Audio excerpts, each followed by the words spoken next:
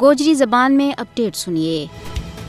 بھارت کے زیر تسلط جموں کشمیر میں آزادی کی مقدس اور ہمگیر تحریک نہ ختم کرنے واسطے بھارتی حکومت نے طرح طرح کا حربہ اور ہتھ کنڈا استعمال کرنا شروع کر دیتا ہے۔ استثناء کا قوانین کا ایک نظام کے تحت ہندوستان نے کشمیر میں عسکری طرز حکمرانی نافذ کر چھوڑی ہے۔ ہندوستان نے کشمیر نہ دنیا کی سب تو بڑی فوجی چھاونی میں بٹا چھوڑے ہوا ہے۔ کشمیر میں قتل و غارت گری، تشدد اور گرفتاری ایک معمول بن گیا ہے۔ جنوری 2015 تو ہون توڑی غاصب بھارتی فوجیاں نے 2152 کشمیریاں نے شہید، 33,150 نہ زخمی اور 41,136 نہ گرفتار کر لیا ہے۔ عالمی حقوق کا گروپا نے کشمیر میں انسانی حقوق کی بگڑتی ہوئی صورتحال کا بارہ ماہ خطرہ کی کنٹی بچا چھوڑی ہے۔ بھارت اپنی خوفناک تحقیقاتی ایجنسیاں NIA، SIA، ED نہ کشمیریاں نے دبان واسطے ہتھیار کے طور پر استعمال کر رہا ہے۔ عملاً کشمیریوں کی زندگی صفاق بھارتی فوج کا رحم و کرم ور ہے۔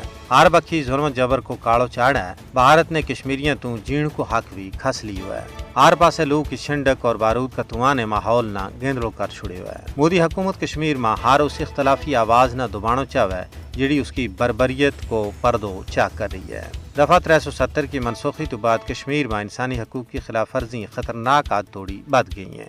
ماورائی عدالت قتل، منمانی حراست، جائیداد کی ضبطی، مسلم ملازمین کی نوکریاں تو برطرفی اور تشدد ایک معمول بن گیا ہے۔ RSS اور BJP کا کشمیر مخالف اقدامات ہندوتوا ذہنیت کی عکاسی کریں، لیکن تجزیہ نگاروں کو کہنا ہے کہ مودی حکومت کا جابرانہ ہتھ کنڈا کشمیریوں کا جذبہ مزاحمت نہ ختم کرنے میں ناکام ہو رہا ہے۔ بھارت کی جبر کی پالیسی کشمیریوں کا عزم آزادی نہ اور مضبوط کرے گی۔ بھارت اپنی بربریت نہ دنیا تو کسی بھی صورت میں اولے نہیں رکھ سکتا ہے۔